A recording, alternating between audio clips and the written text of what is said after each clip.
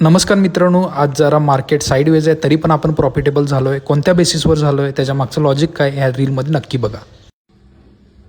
25,000चा PE first कॅन्डलच्या वरती आपण setup बनला की बाय करणार आहोत. त्या हिशोबानं हाय मार्क करून ठेवा. 186.45 त्या कॅन्डलचा हाय आहे आणि कॅन्डल क्लोजिंगला 35 सेकंद बाकी आहेत. 185 म्हणजे 187च्या वरती आपण काय करणार आहे, बायचा प्लॅन करायला तयार राहणार आहे. म्हणजे 87, 88, 188च्या वरती आपण पीई बाय करणार आहोत. 188 बघा, 188ला आपली एंट्री चालू होती, त्याच्यावरनं त्यानं हाय कितीदा मारलाय बघा, 197चा.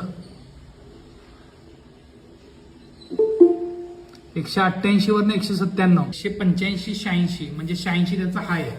ओके, 86च्या वरती बाय करा. 87ला बाय केला तरी चालतंय. पीई 87ला बाय करा, चालतंय. स्पाइक मध्ये जे काय मिळेल ते घ्या.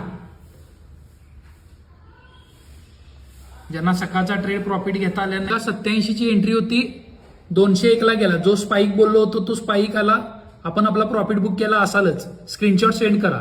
2 ट्रेड दिले पीई मध्ये, दोन्ही पण प्रॉफिटेबल आहेत. मार्केट साईडवेज आहे, सेटअप आपला पीईचाच आहे. आपण या सेटअपमध्ये 2 ट्रेड प्लॅन केले, ते पण पीईचे केले आणि सीईचा घेतला तो एकदम स्पीड स्काल्प घेतला. म्हणजे साईडवेज मध्ये आपण 3 ट्रेड केले, तिन्ही ट्रेड आपले प्रॉफिटेबल झालेत. ह्याला म्हणतात स्किल. आणि ट्रेडिंग मध्ये स्किल शिवाय तुम्ही प्रॉफिटेबल होऊ शकत नाही. कुठं बुक करायचं ते माहित असलं पाहिजे. मी बुक करायला सांगितलं बघा, बुक केला आणि तिथूनच मार्केट कुठं आलं, खाली आलं. त्यामुळे प्रॉफिटेबल राहण्यासाठी मी सांगतो तिथं बुक करणं खूप गरजेचं आहे आणि मी सांगतो त्या प्राइसला एंट्री घेणं गरजेचं आहे. मित्रांनो, इथं तुम्ही पाहू शकता मार्केटनं आपल्या सेल सिग्नल दिलाय, परंतु मार्केट साईडवेज आहे. आता या साईडवेज मध्ये ट्रेडिंग कसं करायचं, तर इथं स्काल्पिंगचं खरं स्किल कामाला येतं. मित्रांनो, इथं तुम्ही बघू शकता सेल सिग्नल आहे, म्हणजेच पीईचा सेटअप आहे. मी इथं पीईचे ट्रेड प्लॅन केले. पहिला ट्रेड प्लॅन केला मित्रांनो 188ला, त्यानं हाय मारला 198, 10 पॉईंट बुक केले. त्यानंतर पुन्हा 187चा ट्रेड प्लॅन केला, त्यानं हाय मारलाय 200, इथं बघू शकता तुम्ही 201चा. अशा पद्धतीने इथं पीई मध्ये 2 ट्रेड प्लॅन केले आणि ते पण सेटअप नुसार प्लॅन केले आणि प्रॉफिट बुक केलेला आहे. त्यातल्या त्यात इन बिटवीन सीईचा पण ट्रेड प्लॅन केला होता, तो 209ला ट्रेड एंट्री दिली होती.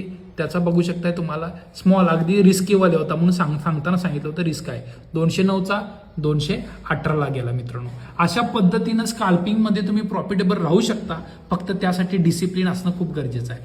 जास्त हाव करायची नाही, जे मिळतं ते घेणं, ह्याला म्हणतात स्काल्पिंग.